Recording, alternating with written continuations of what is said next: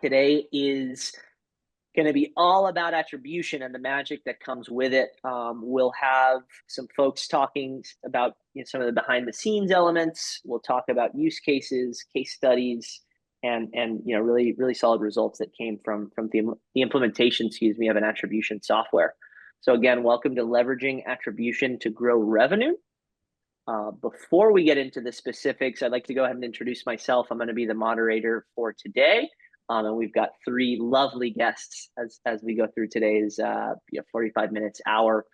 So a little bit about me, and I'll pass it over to Bruce. My name is Sam Richardson. Again, I'm the VP of Growth at Intero Digital. And I work with Intero's top clients, their respective CMOs and VPs of marketing, doing everything in terms of guiding strategy, digital planning against business and marketing goals. So I have the luxury to work with Bruce, Austin, and Cam. And Bruce, I'll hand it over to you next so you can do your own intro. All right. Thanks, Sam. Appreciate it. My name is Bruce Ackerman. I'm the Chief Marketing Officer at My Computer Career.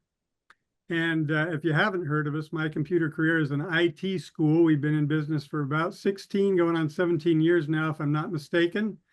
And I've been with the company for most of that time and been leading the marketing efforts for MyCC, which is what we call ourselves for short, during all of those years. So we are very much a direct response oriented kind of organization. We're very driven by the bottom line and hold our marketing dollars very much accountable. So that's kind of the preface to what led us to Sam's team and the attribution system that we're going to be talking about today.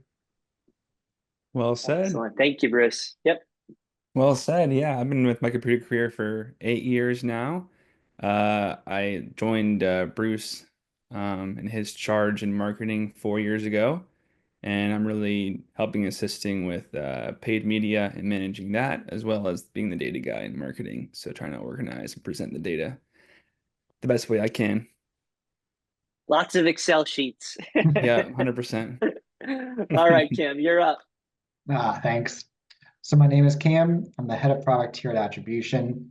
It's been a little over 3 years. I help with product, I help with implementation and sales. And really, for attribution, like our name suggests, we really focus on multi-touch attribution. We'll get into more of that later, but yeah. All right, thanks, Cam. And Bruce, you'd mentioned the company, My Computer Career, has been around for 17 years. Is that right? Yeah, we were founded technically in 2007, opened our doors for our first classroom in January of 2008, and have been pretty much on a growth trajectory ever since that time. COVID was an interesting time for us. We saw a few setbacks during that, and that probably was somewhat catalytic to, to what we've done together, Sam, since that time. Yeah. And especially to getting, drilling down into this attribution business in the last few years. But yeah, it's been a great ride. We've changed a lot of lives, and that's really the mission behind what we do. And we're at a very exciting time right now. We're expanding from our traditional B2C business and getting more into B2B and working with people that are already working IT professionals to help them upskill and develop their careers. So it's a great, it's a great time to be alive, I guess, in the IT industry. Yeah, no, now being able to span from that person who's looking for their first job in IT to upskilling, that cyber warrior, as we call them, right? No, such a special place. And again, in thinking about COVID too, I think we could do a whole other webinar on changes and adjustments, whether it be operationally or from a marketing standpoint, specific to My Computer Career and our partnership. So I think with that, perfect segue to our agenda, and then let's really dive into how this all started. So for the folks attending live, we've got three primary sections today. We're going to talk about the why behind attribution. So what's the purpose? Why does attribution matter in marketing? And why should you care, really, as a business owner, as a marketer? Two is how to maximize an attribution solution once you've leveraged it. or once you've got that set up. And Cam, given he is running the show at Attribution App, he's the head of product. He's going to give us some specifics as to how this all works. So buckle down for the technical ride there. And then lastly, we're going to talk about what it did, some results for my computer career, both from a marketing result standpoint, but also, operationally from a business standpoint, what Bruce Austin and his team were able to do and change and modify given some of this data. So let's start with, start at the beginning, which I think is the only place to start. I would love to hear from Bruce, from Austin, as to, my computer career has started. You've started to invest marketing dollars, albeit when we started our partnership almost 8 years ago now, the dollars being invested were significantly lower overall, but also the channel mix was significantly different as well. So Bruce, I'll let you sort of start it wherever you'd like, but let's be sure to give the folks the full story here, and then we can get into the specifics of the program and the great stuff that came from it. Yeah, glad to talk about that. In the beginning, to coin a phrase, we have always been metric driven to the extent that we hold our advertising dollars accountable to the bottom line. Education in particular is a low margin industry. It's a high labor intensive industry.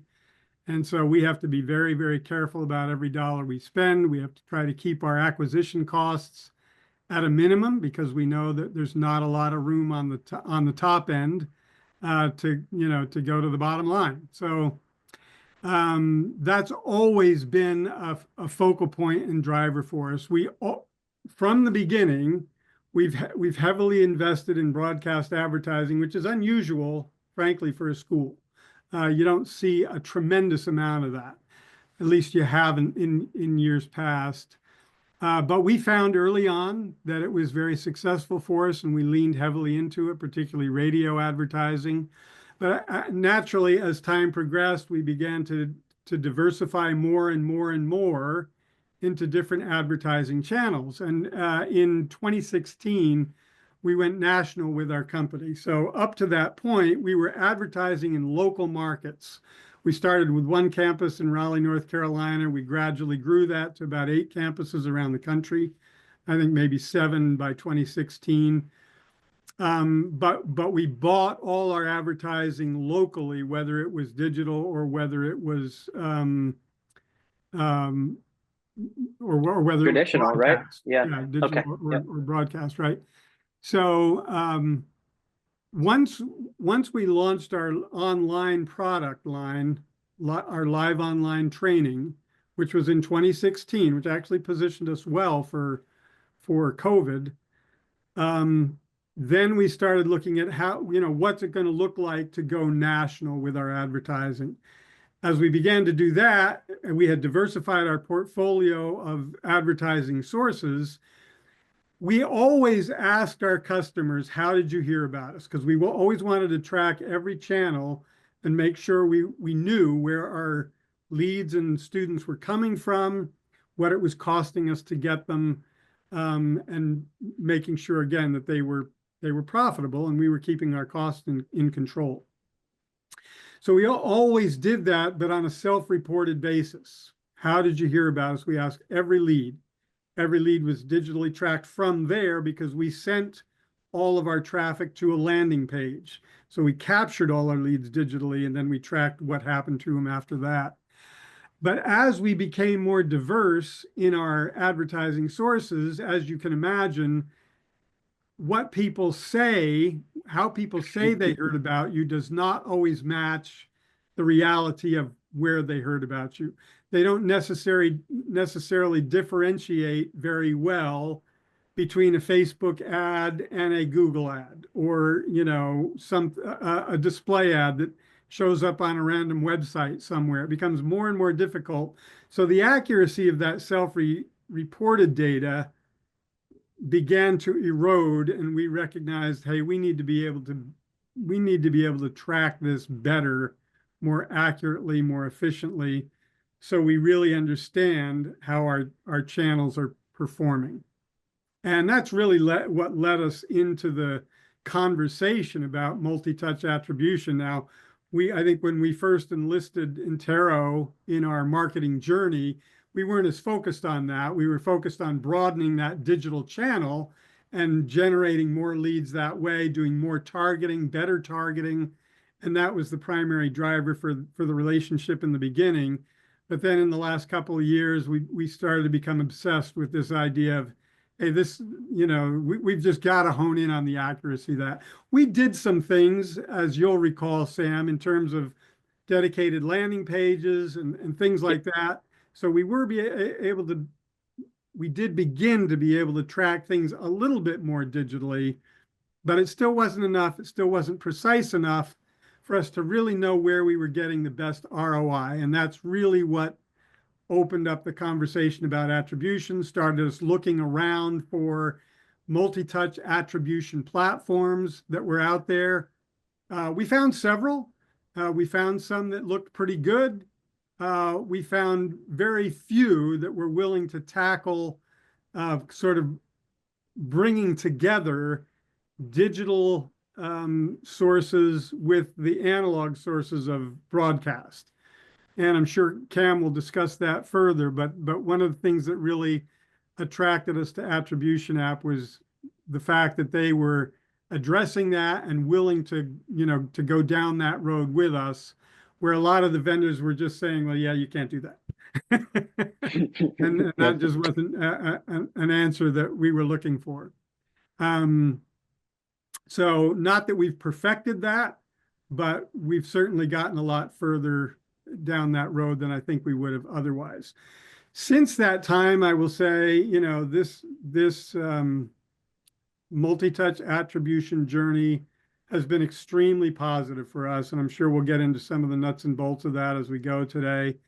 But it's really helped us identify, where our strengths and weaknesses are, where we should spend money and where we should stop spending money or cut it back, right down to the campaign and even the ad group level. So it's been extremely productive for us in our analytics and really understanding how our leads are performing, and to a much better extent, how one channel impacts another.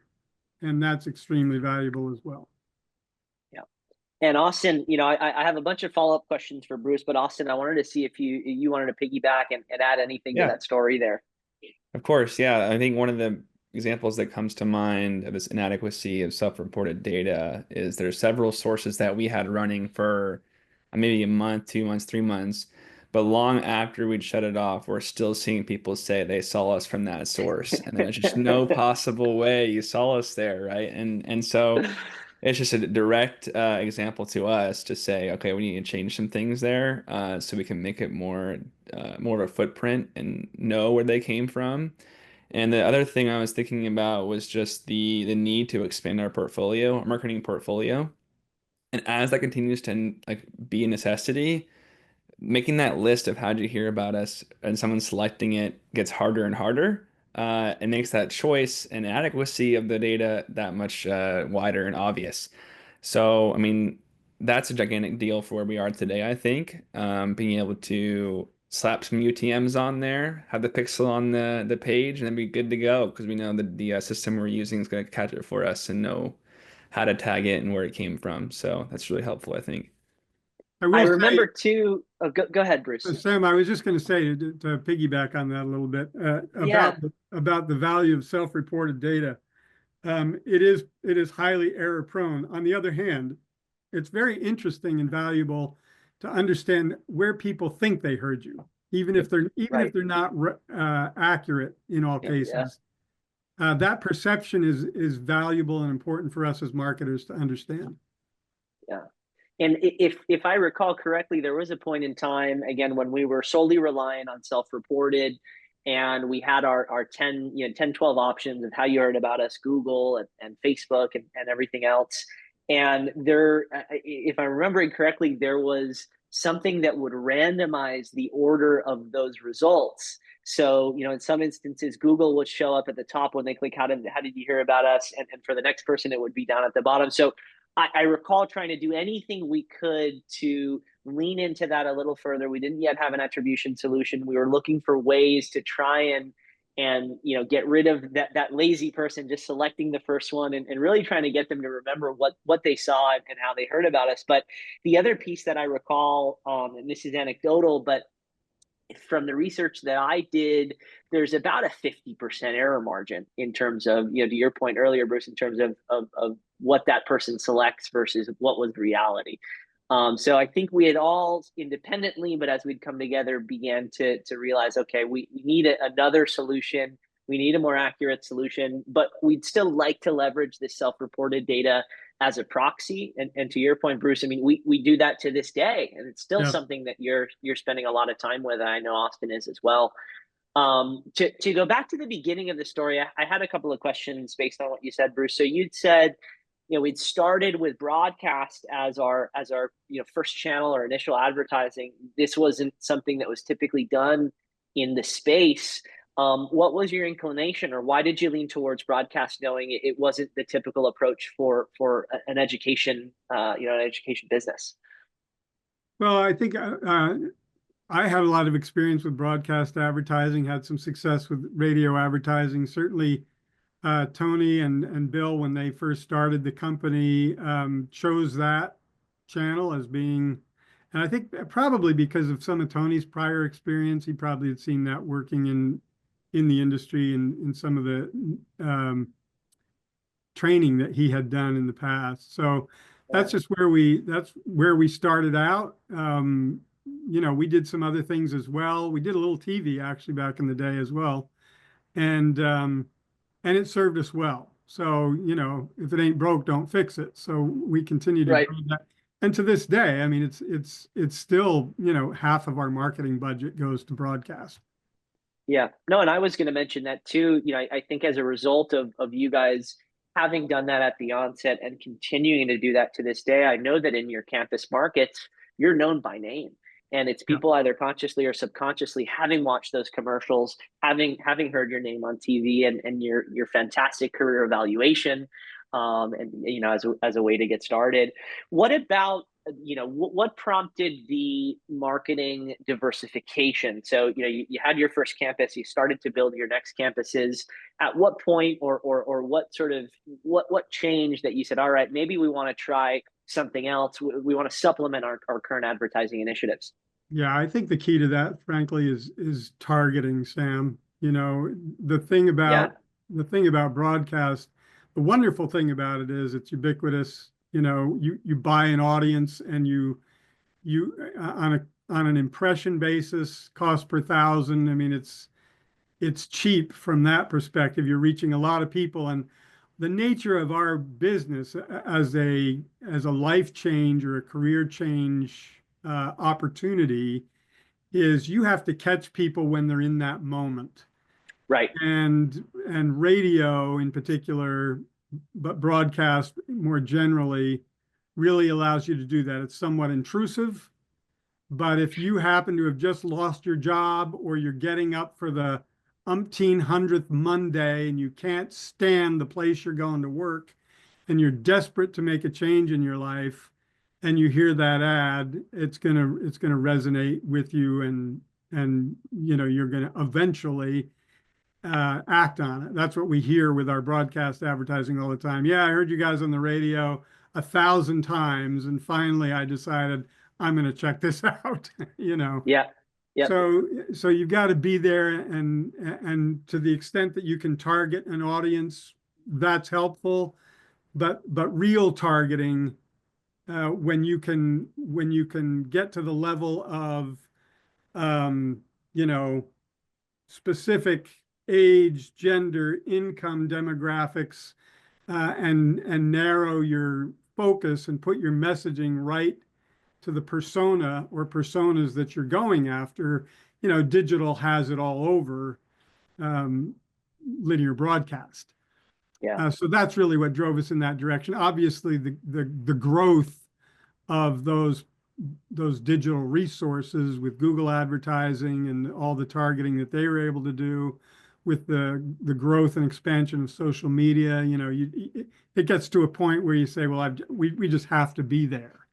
And so that's really what drove the expansion, and continues to this day. you're always looking for, where is my audience? You know, where can I find them? Where can I find them more affordably or more efficiently? Yep. No, and you know, where are they, contingent on where to find them, but also considering, you know, what sort of stage they might be in. Exactly. Whether they're as part of, you know, whether we first need to educate them on your existence, whether they're in that consideration stage, or whether they're ready to act. So Yeah. before we get into some goals and growth thoughts, Austin, any final thoughts here as to how it started? Cam, you're not ready yet because you did start, but Austin, anything to add before we move forward? Necessarily. You can go ahead, Sam. Excellent. All right. So when we look at this slide here, I wanted Bruce and Austin, I wanted you both to spend a little bit of time on what your goals are. We can talk big picture, we can talk channel specific, but just overarching, what is it that you're looking at on a day-to-day basis? And what sort of challenges were you facing with regards to trying to hit those goals, or, you know, once you hit them, refining them, et cetera? Yeah, without boring the audience too much with the specifics of our, you know, our lead generation goals and so on. We are, you know, we're a lead generation machine. That's our primary, that's what we live for, right? But we also have to drive leads that are qualified and that are going to convert through the funnel. So, you know, we generate right around 10,000 leads a month, and that's, you know, we've done that for a number of years now in terms of quantity. We've at times looked to grow that. We've at times looked to cut that back for various reasons. But the main thing is we need to generate a volume of leads that's going to produce a volume of enrollments at the end of the day. So we're constantly looking not only at the lead acquisition and the lead acquisition cost, but conversion ratios all the way through the funnel. What's the propensity of this lead to actually take an appointment with one of our admissions advisors? And once they do that, what's the propensity of that individual to then convert and actually become a student? And there are other incremental metrics that we look at along the way.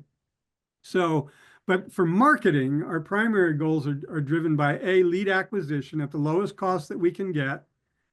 That will convert into a show or an appointment, because we basically say, okay, if we've delivered you a qualified lead and they're willing to show up and sit down for an hour and talk to you, then it's your job to get them into the seat, right?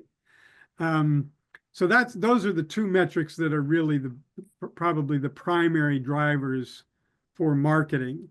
And with your help, we have found that we can identify who the best performing leads are, and then we can audience match to find more of those types of people, and in so doing have been able to gradually drive that lead to show up over time and improve the quality of our leads as we've kept the volume high.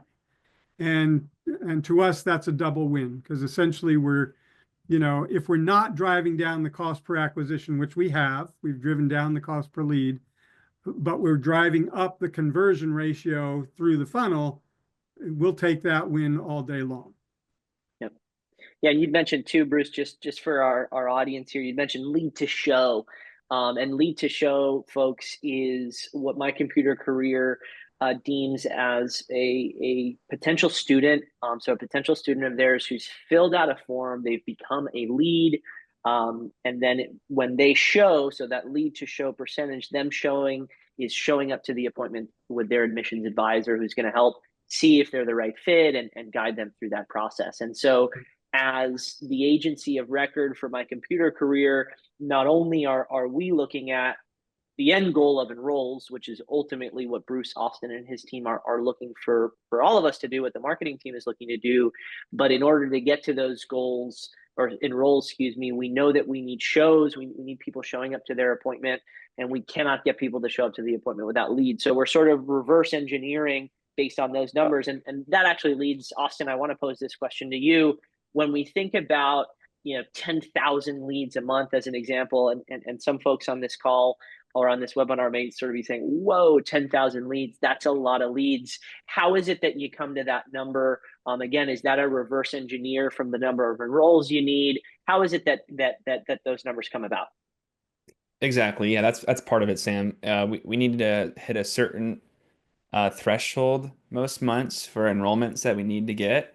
It's a good starting place because then we know, and this is where historical data comes into play, I think, big time. Because, and anybody listening, talk to a few business owners who they basically say, I tell my ads guy to spend some money, I get some leads, I take it from there, right?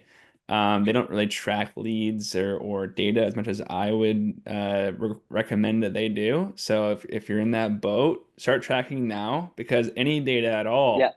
all is so good, no matter how you can track it, because there's so many great patterns, recognition, so many things you can find, a whole story in your data just from when you start tracking. And that's really been helpful, seeing her going from historical data now to our, I would call it new age data. And the original question there, yes, look at the end goal. That's how many enrollments we need. This is what we tend to get for our show to enroll or our lead to show, which are our main KPIs and conversion rates. This is what we tend to get on these channels. What can we do to get a little bit more efficiency? Or is our sales staff being hurt? What can we do to tone that down a little bit? Where can we spend it here to make sure the volume is lower, but we still get the number of enrollments we need? Or, hey, we're really wanting to do some awareness campaigns this month or this quarter. Let's shoot up that volume number and be okay with maybe a little bit lower conversion rates as long as we still get the end result that we need for that quarter. So, yeah, I think you're spot on with the question there of the enrollment being the goal. Yeah, and you led me, I flipped slides because you led me to perfectly a challenge that we find a lot of business owners having, a lot of marketing teams having, and that is channel tracking clarity or channel specific reporting as it's laid out here. And Cam's going to give us the details as to how attribution solves that. But before we get there, I wanted to ask you, Austin, again, you're throwing out some other words here as it pertains to, enrolls and lead to enroll or show to enroll. How is it that, internally, so advertising platforms and channels aside, how is it internally that you're tracking the various stages in the funnel? Is that via CRM? What sort of system are you using to do that? Right, yeah. And those are our three main KPIs: lead, show, and enroll. Other departments in our company have different KPIs as well, but that's the main three that we focus on in marketing. And it's basically all statuses in CRMs. So that's one Okay. of the big pluses of the attribution app as well that Cam might talk about later, but the connection of a CRM to our data so we can see those status changes throughout each source and each campaign all the way through the funnel. I mean, that's a pretty dang big deal for us in our KPIs. But yeah, those all come from the actual on the ground employees who are changing the statuses in our CRMs. Um, Hopefully not as manual. Try to make it as automatic as we can. But yeah, all coming Yeah. from our platforms and our CRM platforms. Yeah, and similarly, we find the most success as the advertiser. We find the most success in working with clients where we're able to have that direct link or that direct connection to their CRM. And there are certain ad platforms. Google Ads is a perfect example that actually allows you the ability to connect directly with a couple of the top CRMs. And in doing so, our team, beyond having conversations with Bruce, Austin, and the entire marketing team, beyond the data that Cam's going to review with us in Attribution app, by integrating Google Ads with a CRM, we are able to understand so far beyond that form fill or that product purchase if we're looking at something more from an e-commerce perspective. And this allows us to understand how this lead goes through the rest of the funnel on the back end. Now, given that Google Ads, again, we'll stick to Google as an example, given that Google Ads is primarily and the bulk of what's happening behind the scenes in Google Ads, in addition to the team making changes and adjustments to the account, is algorithmic. We know very well, as we've all started to play around with ChatGPT and whatever your favorite AI is at the moment, that the output you get is a direct reflection of the input. So I like to use that as an analogy for Google Ads, in the sense that if we can provide Google Ads with clarity as to not only leads, i.e., the person who filled out the form, the potential student who's going to have their life changed, ideally, but by giving Google information with regards to that student showing up to their appointment, by giving Google the information that that student continues to progress through the funnel, and that they've become enrolled, they've become a student, they've graduated, they've moved on to a job that they were looking for. All that data is going back into Google, and we're using those added signals to try and get more, not only students who show up to appointments and students that enroll, but some of the best types of students that Bruce and Austin and his whole team are looking for. So not only is it important for, on the client side to have clean, concise data and tracking, but on the advertiser side, and to be able to partner with a client who understands that and has that data cleanliness, it makes everyone's life that much easier as we come together and do our best to hit whatever aggressive next goal we have for that upcoming year, that upcoming month. So channel tracking clarity is such a big one. Cam, I haven't given you the opportunity to jump in at all yet, so I'd love for you to spend time going through some of these next slides as we think about channel specific reporting, as we think about how attribution solves some of those issues. Yeah, absolutely. And really, when people are coming to attribution, so my computer career, but also B2C or B2B companies, usually what they've noticed at this point is that something's wrong. So they're going into their Facebook ads, their Google, they're adding them all up. We actually had an agency come to us and go, hey, we've added up our Meta, our TikTok, sorry, and Google, and the results that they reported were 200 times more than what Shopify was reporting. Something's going on here. Like, we're spending money on these channels, and we don't know if these numbers are correct. And it's nothing malicious, it's nothing bad. It's just siloed data. These ad platforms don't have insights to each other. So they don't know if this user has clicked on other ads. They don't know what that full customer path is. So they're reporting on the data they see, which is limited. And something that I tell a lot of people is I go, almost every single implementation we've ever done, there's at least one campaign where you think it's killing it. And once you get into the data, you start to get the results. We have evidence to say, hey, it's actually not profitable. You're losing money on this campaign that you thought was a main driver of your business. So really staying into that channel specific metrics, just using them at the beginning are fine because you have such a small user path. Like if you're only advertising on one channel, maybe you're not advertising at all, you're just doing organic. There is no risk because the channel is the metric. But as soon as you start layering on more and more, that risk increases because each platform doesn't talk to each other. So when would you say, Cam, that a business, a marketer, a marketing team is really ready? I mean, you've outlined it there, but just to get more specific, when would you say that someone's ready for a proper attribution solution like what attribution offers? I think it's really either one of two. Either you get to a volume of about, I'd say 10,000 users coming to your website. At that point, you'll start to get enough variation in those customer paths where you need that visibility, and Google Analytics and others won't have it. Or I guess it's a bit of an or you have two or more channels. Like as soon as you start advertising on, let's say, Google and Meta, the siloed data effect you'll start to see it. If you're spending very low. Go ahead, sorry. Excuse me. Oh, I was saying if you're spending very low amounts, maybe you're not going to see it. But as soon as you hit that growth, as soon as you try to scale, it will become really apparent. So it's, I'd say, one of the two. Yep. And that 10,000, you may have said it and I might have missed it. That 10,000 users that you mentioned, is that a month? Yeah, a month. Yep. Okay. Excellent. Yep.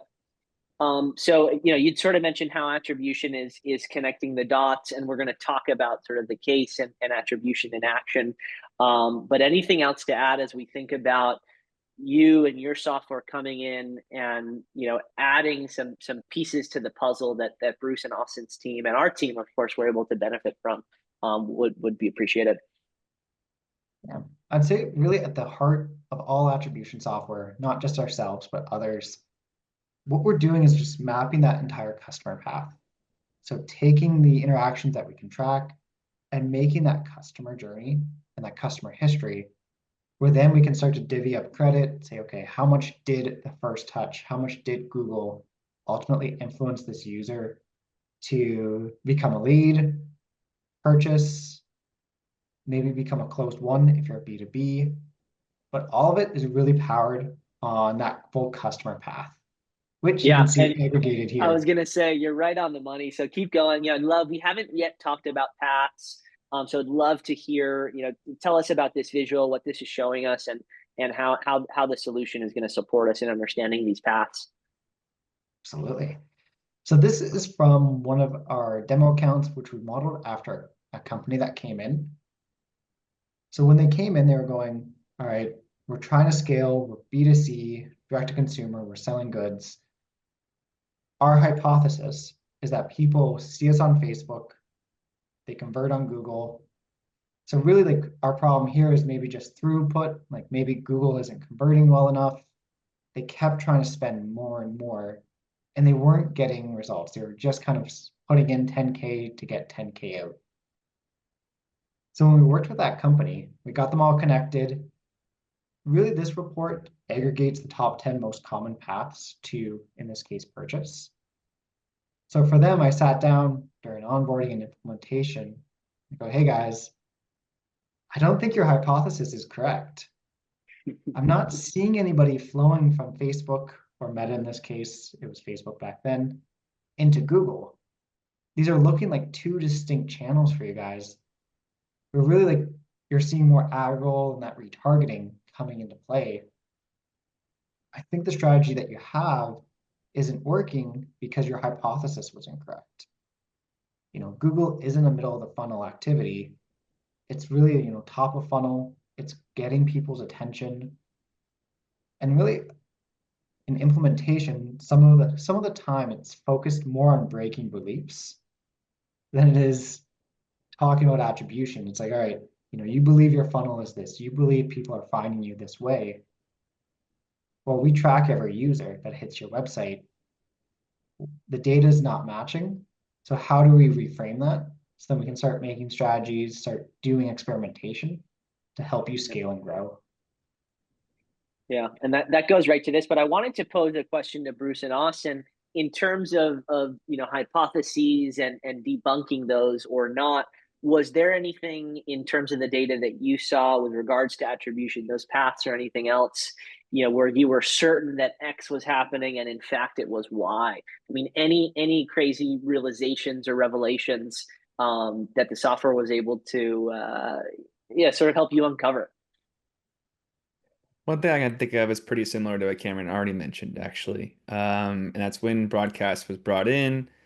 They set those paths to intertwine a lot more than they actually did. They still do, but we thought it was much more top of funnel broadcast, bottom funnel Google. They intertwine a bunch, and it is much more siloed and much more. They flow themselves a little bit more than I expected them to too when we got into the platform. Yeah. As marketers, we're always saying, well, it takes, and Bruce, you mentioned this earlier, and it's not untrue. It takes, X touch points across X channels in order for someone to convert. But to Austin's revelation or realization was similar to what we all sort of came to, that yes, these channels intersect and sort of cross-pollinate, as we can see in the visual here. But maybe not as much. I mean, this visual is maybe an oversimplification of channels really not touching one another. But there was much less overlap than I anticipated as we think about the channel mix that my computer career had in particular. So as we go forward, before we get to some metrics specific to what Bruce and Austin's team saw, Cam, I'd love for you to talk big picture, a few minutes on how this all works. What is it that you and your team have built and set up in an effort to track this and to do it, let's say respectfully, right, without over crediting any system, knowing that you have no interest in doing so? Absolutely. So really for us, the data that we're getting from the various ad platforms will connect, we'll pull in the campaign data, so the ad spend and the UTM parameters, but we don't let them tell us how they've done. That's really, at the end of the day, that's where the channel risk comes in. So instead, what we do is we automate with data sync. We'll pull in the sales data from HubSpot, Salesforce, Shopify, or really any other custom solution. We'll mix that with all the visits that we see to the website. So we have a tracking code that goes on, like a pixel or a snippet. We'll track every user, who they are, where they came from, and what did they land on. We'll mix all that data together. We'll run it through the attribution model to say, okay, this particular meta campaign drove 10,000 visitors with a 5% conversion rate and maybe like a 2x return on ad spend. And really, like in this slide, you're seeing all the places we can take it. Just a few of them. Just a few, is really what we've been focused on. So we'll pull in campaign data from all the major digital advertising platforms, TikTok. We can do Instagram, Meta, Twitter, or X. But really, we also wanted to start to focus on others. So like call tracking, for example. Because we're able to track the individuals, even when we don't know who they are. So if they're in an anonymous state, we'll set a cookie as a first-party data system. We'll be able to say, okay, this person came back 15 times. And as soon as they give us the email, we can then connect to Salesforce to see what sales or stages they're in. But really, as long as the data source has who, what, and when, we've been able to pull that data into our system and start to introduce it into the attribution modeling. So we've done this for phone calls, we've done this for in-person events, conferences, because ultimately you have their email, you know that they attended, you know that they attended the conference and when it was. So we're able to put those offline events into that customer path and give it credit, which has been really cool. We've really been able to unlock a lot of insights, especially the return on ad spend for things you maybe didn't know you could have done for. And no, and that's a challenge. Yeah, it's a challenge I hear almost daily, if not weekly, which is how do we quantify these offline events? Again, things like trade shows. Bruce and Austin's challenge was just how do we quantify traditional broadcast or linear television, all areas that again, with a little bit of data and a little bit of exporting and importing, we're able to put in your system and then again begin to see how these are interacting with one another, understand the efficiency of these areas. And Bruce, you mentioned it at the top, but you'd said that one of the reasons that you'd move forward after evaluating 10, 12 different attribution companies moving forward with CAMS was the fact that he gave you that ability to implement tracking for broadcast. Is that right? Yeah, that was a big part of it. I think I think sort of that first party modeling is really important to us as well.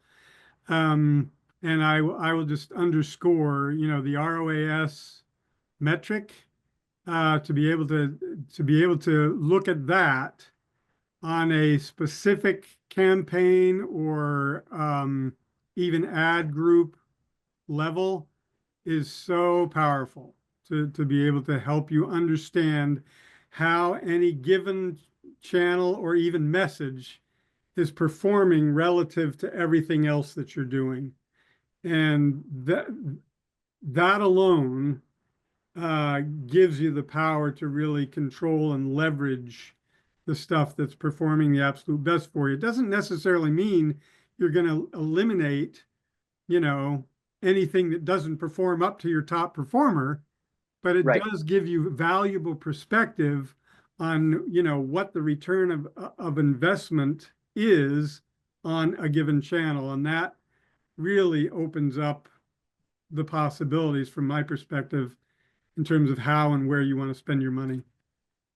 Yeah, and here, I flipped to a slide. This is just sample data, folks, but I flipped to a slide, and this is looking into the Attribution app, Cam's platform, and I really want to point you to two or three of these columns.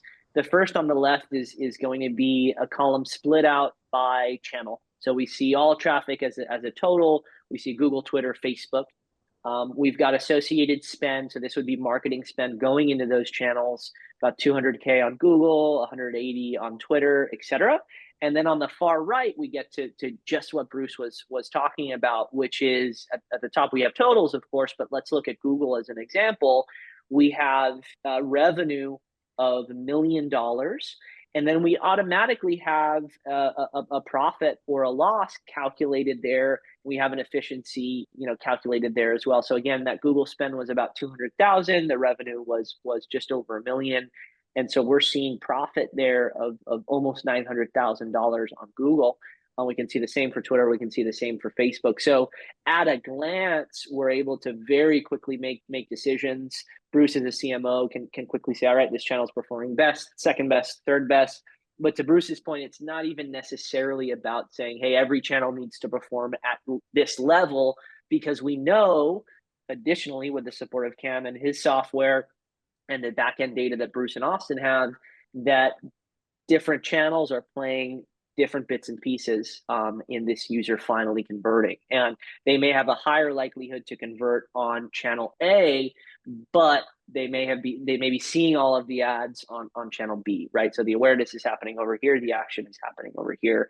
And so Attribution app has really allowed us as an agency, Bruce and Austin as a business, to very quickly understand tasks, very quickly understand efficiencies. And Bruce, I know we want to talk about the impact, right? Like this is what I'd assume why everyone's here.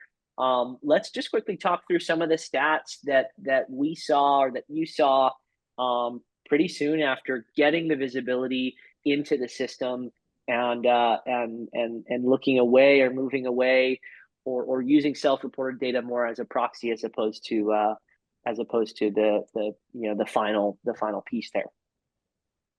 Yeah, there's not a lot that you have to say for anybody that's familiar with marketing metrics. You look at these and they kind of speak for themselves. I mean, if you can cut your lead cost in half, that's a win you'll take all day long. Same thing with increasing in lead volume.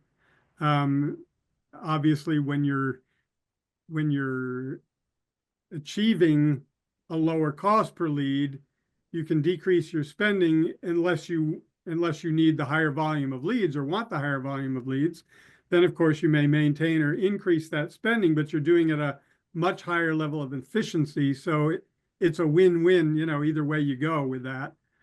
And again, yeah, if you're, in our case, lead to show is the driving metric that basically says this is a lead that is of a higher quality, and we define that because they have a higher propensity to actually show up for an appointment, which gives us an opportunity to convert them into a student. We've had the experience of finding a channel that'll drive lots of leads, but if for whatever reason none of those leads will show up to an appointment, then they're not of any financial value to us, right? Yep. And what I wanted to mention too is, when we think about your shows, again, your quality lead, or that added signal that the lead, that the lead is quality because they've shown up to their appointment. Traditionally, we are having to rely, as the advertiser working with clients or working with partners, we have to rely on our client or our partner telling us, all right, of the 100 leads you brought us this month, or the 1,000 leads you brought us this month, X were qualified and X weren't. And so by having, again, that CRM integration, by having this visibility and attribution app, our team by no means should operate independently, and they're far from it, but they're able to make decisions quickly as to quality of leads and the channels that are driving that quality, as opposed to having to wait for that call every 2 weeks, or that call once a month, where we say, all right, let's sit down and figure out which leads were good and which leads were bad. And this is still that.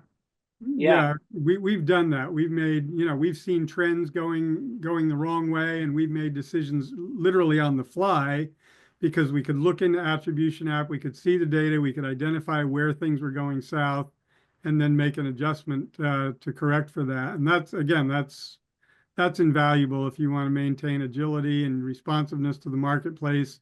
Certainly, if you want to identify a bad idea or a low performing ad or something like that in a hurry, you can do it with a relatively small amount of data in a matter of days or weeks. Yep. Yeah, and that again, perfect segue brings us, to these efficiencies gained. But really, what I'd like to have, maybe Austin, I'll have you take this one to start. And when we think about operationally, and yes, this is through the lens of marketing, of course, but operationally, some of the benefits, some of the insights that we've gained, love to talk through these three that we help put together. Sure thing. Yeah, I think we've talked about the funnel quite a few times during this call here, and it's kind of marketing 101, the marketing funnel. And one of the great things I think from this kind of platform is you have data to back it up. A lot of those beliefs that we mentioned earlier, and thoughts of how channel was going to perform and where it is in the funnel kind of gets shattered once you put the data behind it. But then once you build up that funnel of reality based on data, it's a whole new world of efficiency in my mind. And being able to say, and not even just each source itself, but within each source, the campaign specific data you can use can say this campaign within this source is up here, while this campaign in the same source is actually down here in the funnel, which is I think is really cool. And another big thing there is the different audiences that we can target using this data, because the campaign specific settings, and the efficiencies we see from certain campaigns, we see patterns of, hey, if this certain audience might cost a little bit more. However, the conversion rates are so much better down the funnel that we're okay with it costing more on the front end, because that initial cost per acquisition might be high, but hey, this cost per enrollment at the very end is so good that we're totally fine taking the upfront cost because it'll help out financially in the long run. I think those are the kind of the two biggest things I see when talking about the operational benefits of Yeah. and expanding the data. I know another big thing is being able to take this data and consume it so that it's presentable to people. And I know that's one thing we've been working through and trying to bring clarity to. I know that's obviously a gigantic piece to be able to get some buy-in, explain your story of data to shareholders so that they can back you in your decisions that you're making. Yep. No, we know that that's probably top of mind for most of the folks listening in on this call or who will listen to the recording later. How do I paint this picture? How do I visualize the data? Cam, we had a flood of questions come in that is right on your favorite topic, which is cookies. And so I figure we've got 5 minutes to spare. Give us the quick spiel on the changing of privacy laws, third-party cookie deprecation, how that affects what you do, what we do as marketers. I mean, what do we need to know on that front, since we keep hearing about this is going away? It's not. Times are changing. Love to hear your take on the matter, given you're so close to the space. Yeah, we hear a ton of questions about it. I think in pretty much every call I hop on, people are asking, like, is this going to impact you guys? And the short answer is no. So for marketing, there's two types of cookies. You got the first party and you got third party. So first party data or first party cookies, you're really getting data from the source. So for us, we're getting campaign directly from the advertisers themselves.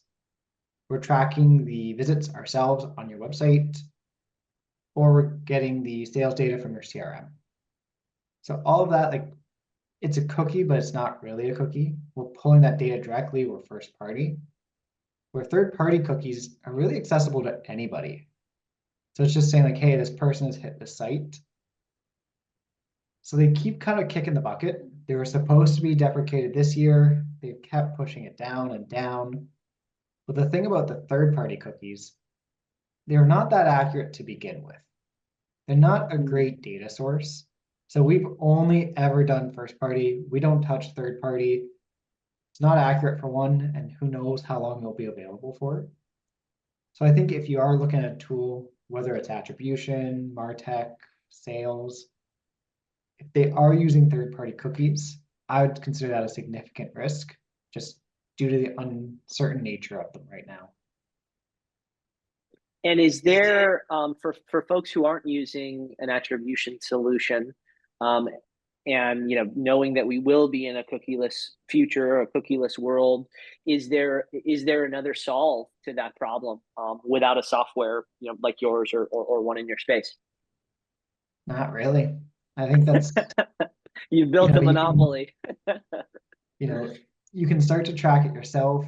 You'll run into challenges with combining the data, but really like the alternative to third-party cookies is just tracking the data yourself, whether that's your own mechanism or through a solution like attribution. Got it. All right. Well, Bruce, Austin, Cam, I so appreciate the time today. Really helpful to understand, from the onset and from the start of the business to where we are now, how we landed on attribution and some of the success that we've seen overall. Again, so appreciate the time and really happy with the turnout today. Guys, if anyone listening here, if you want more information, want to reach out to myself, reach out to Cam, you're more than welcome to do so. And that barcode there is a booking link for you. So thanks again, guys. So appreciate it. And we'll be back in our weekly meetings here in just a couple of days. So I'll see y'all soon.